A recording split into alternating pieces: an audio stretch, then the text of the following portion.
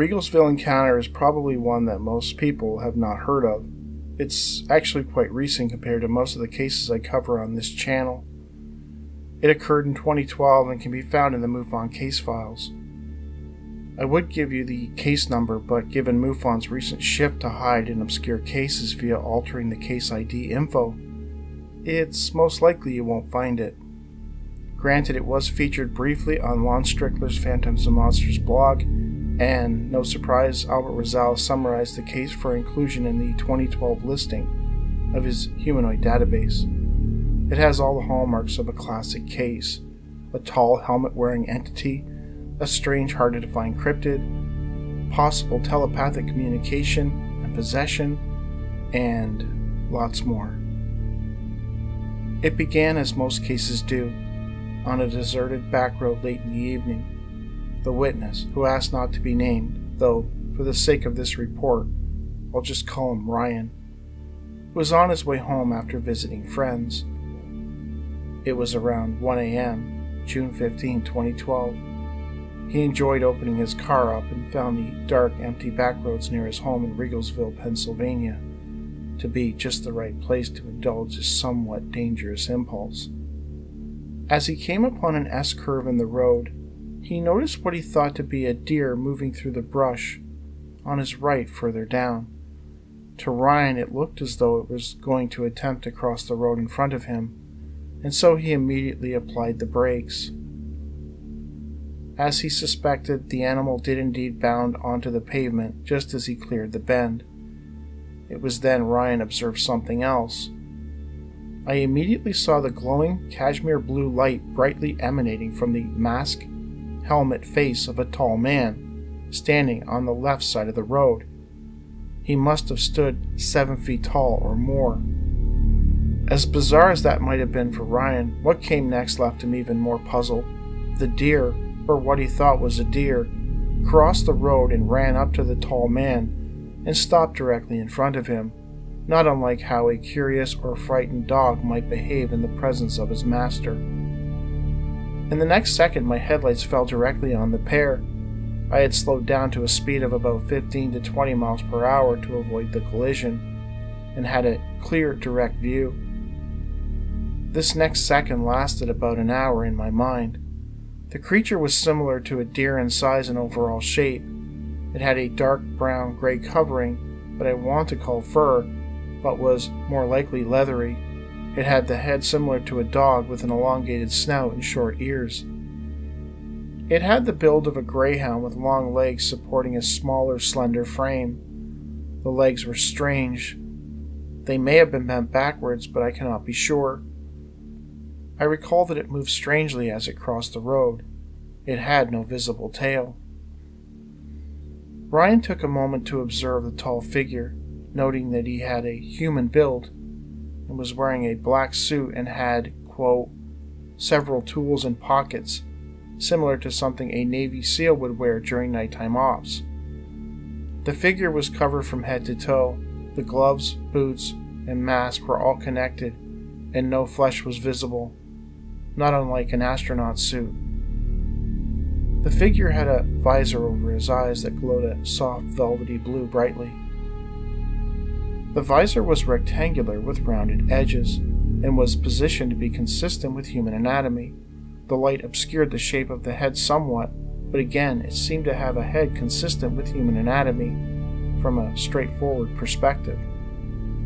As he slowly passed by the figure and his strange cryptid companion, coming to within 7 feet of them, Ryan noted that he and the figure made eye contact, and in his rearview mirror he could see the blue glow watching him as he drove away. Upon rounding a bend in the road, the figure went out of sight. At this point, a very unsettling thing occurred. I felt him call to me. It was like a feeling more than words. It wanted me to come back. It was a strong urge to turn around, mixed with feelings of peace and tranquility. Suddenly I realized that I had unconsciously brought my car to a stop. This frightened me to my core. It still does. I immediately floored the car and blew the stop sign at the end of the road as I raced to home and safety. In the years following the encounter, Ryan claims that he had a number of bizarre, albeit less grandiose, experiences that he initially chalked up to coincidence, though soon a visible pattern would emerge, something that was confirmed years later when his girlfriend became involved. Around 2016, Ryan and his girlfriend had only just moved to a secluded location in Upper Bucks County and would often go outside onto their front porch at night to smoke. One winter night, we noticed a very bright flash of white light coming from the backwoods behind the house. It was so bright it could have been lightning, but there was no clouds in the sky. We went to the backyard to investigate, becoming suspicious of a possible intruder taking pictures in our woods. The flashing continued intermittently, but with no discernible pattern. I then realized that the light was actually off the ground at least 10 feet. This made us uncomfortable, and we went inside. According to Ryan, this strange phenomenon carried on night after night until they both had enough. One night they decided to find the source of the annoying light anomaly. They grabbed a gun and a giant spotlight and headed out. They wheeled their truck out to the back part of their property and waited. They soon discovered that the light was definitely coming from the woods. They listened and watched in silence but heard nothing, and could only see the light in the sky above. Eventually they drove back to their driveway, and from there they had a clear view of the light. I tried to flash it and find it with the spotlight, but had no luck. It simply flashed as it pleased with no reaction to us.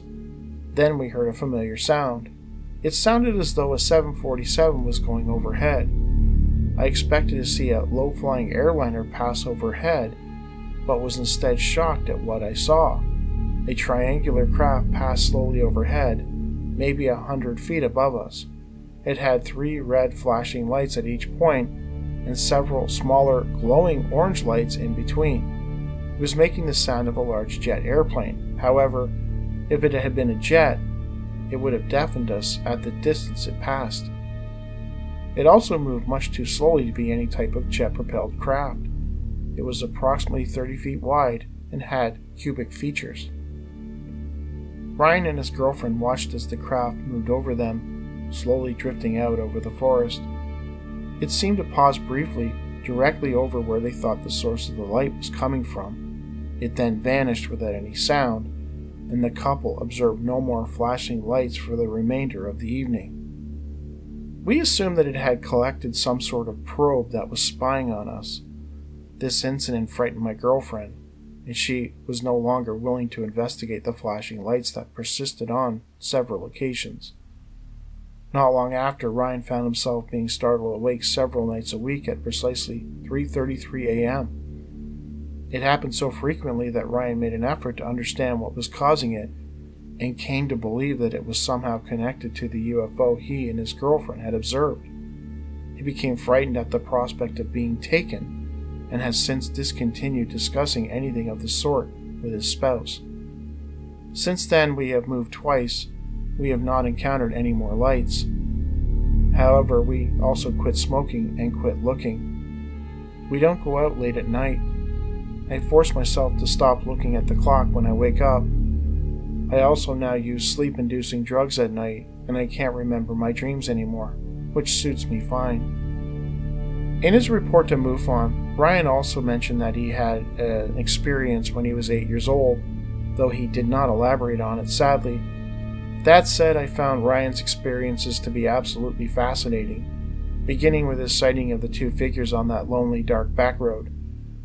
I really don't want to say that they were aliens, because at no point did Ryan observe a craft of any sort. Granted, he acknowledged that the area was quite dark, and his range of vision was mostly limited to whatever was in front of those headlights at any given time. He initially caught a glimpse of movement on his right side. I think it was Keel who talked about how many paranormal and UFO experiences were ushered in from the right side of the witness's field of vision. I don't know, a weird little detail. Anyway, the sighting of what he thought was a deer ultimately prompted him to ride his brakes. As he did, he observed a, quote, cashmere blue light, seemingly coming from the visor of another, this time human-like entity standing near the road. The creature that he thought was a deer then ran up to this person, at which point Ryan passed them both. The creature was described as having an elongated snout, a slender body, long legs, no tail, and a brown-gray leathery coat. Ryan hesitated calling it a dog, noting that he couldn't recall whether its legs were actually dog-like, and for some reason it somewhat reminded him of a deer. As I mentioned earlier, its behavior was in keeping with a sort of pet, in that its first inclination was to run to the visor person, I assume its master, when Ryan's car came racing down the road in their direction. As most canines would, at first sign of trouble, it rushed back to its owner, either for security reasons or to act as a protector. At no point did Ryan mention any type of aggression from the animal. This was possibly because Ryan was more focused on the individual, the tall figure in the visor. This figure, described as 7 feet tall or more, and dressed head to toe in an all-black outfit, save for its eyes, which were covered in a visor that emitted a blue light. The figure's outfit had numerous pockets and was fitted with a variety of tools. It reminded Ryan of the type of getup a Navy SEAL might wear during a nighttime military operation. As with so many of these types of cases, the vast majority of the entity's face was obscured by its uniform, and even its eyes were covered by the visor. Avoiding detection might be the main reason why an entity might choose to wear all black, but why was it covered head to toe with no skin exposed? Was this done out of necessity? Would exposure to Earth's atmosphere, or perhaps that particular area, be dangerous to the entity? Then why go there at all? As well, what exactly were they doing out there? Judging by the tools observed by Ryan, I might want to say that this fellow was out there with his pet, or possibly assistant, collecting soil samples. Such reports of ETs collecting samples is so common that one could probably fill a book. As he drove away and the visitors were no longer visible to him, Ryan claims something strange happened in that he began to, and I want to be very careful with my words here, feel the entity call to him. He does not mention hearing a voice in his mind, rather he just felt it. It was a sense that he should turn around and go back.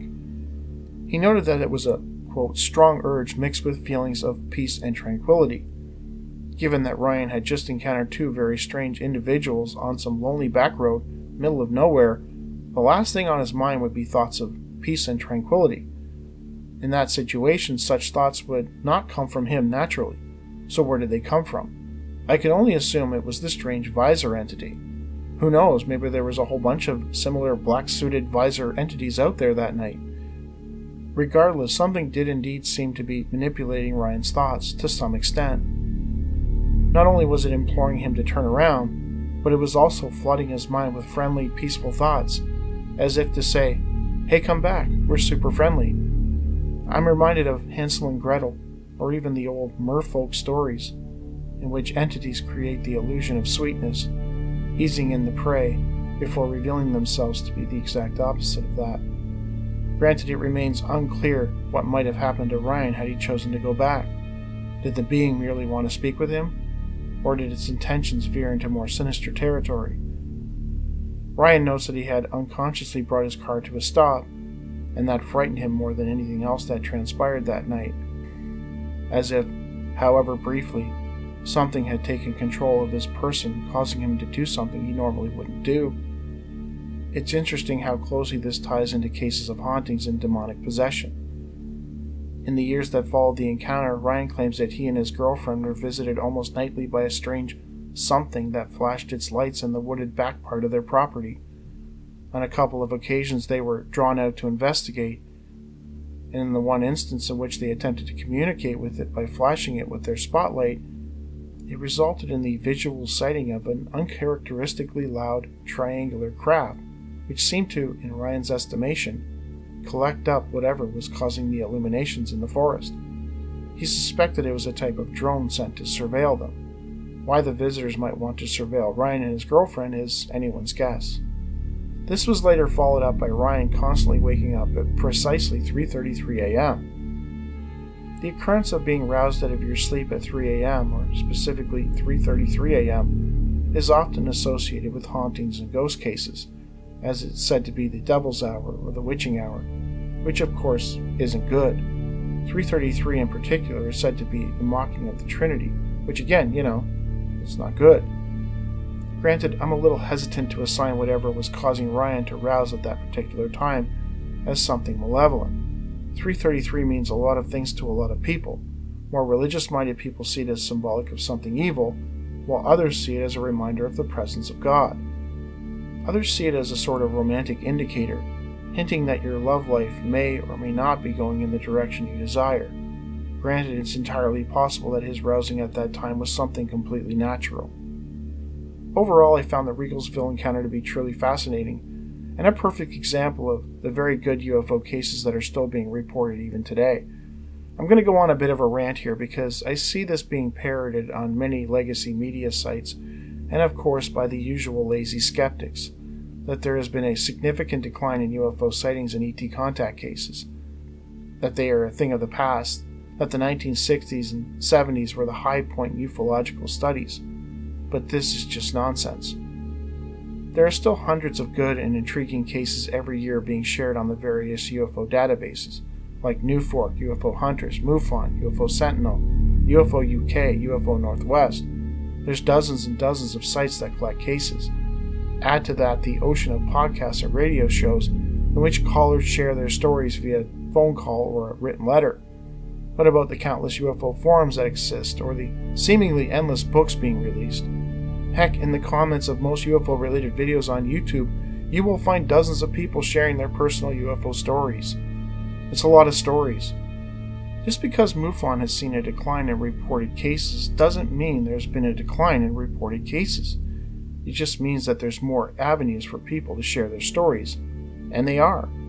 The suggestion that UFO cases, quality cases, have dried up is ludicrous, and speaks only to the ignorance of the people saying it.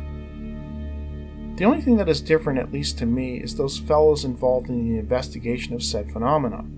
Whereas the 1960s and 1970s, the field was populated by intelligent and thoughtful researchers like Jacques Vallée, John Keel, Ivan Sanderson, Charles Bowen, Tim Beckley, the Lorenzens, the Steigers, all of whom were more than happy to share their research with the public via books and newsletters, which were, at the time, the only real way to get the information out there. Nowadays, the vast majority of the investigations are carried out in silence by organizations like MUFON, organizations that have a proven track record of obfuscating or outright censoring information pertaining to the cases they cover for whatever reason. Granted, I don't want to be too hard on MUFON. It's not all bad, and I suspect the vast majority of their investigators are doing a great job. But that said, if you think for a second that all the good cases have gone away, and that there has been a significant decline in UFO sightings and ET contact cases, you are sadly mistaken. Anyway, that's this episode. I hope you enjoyed.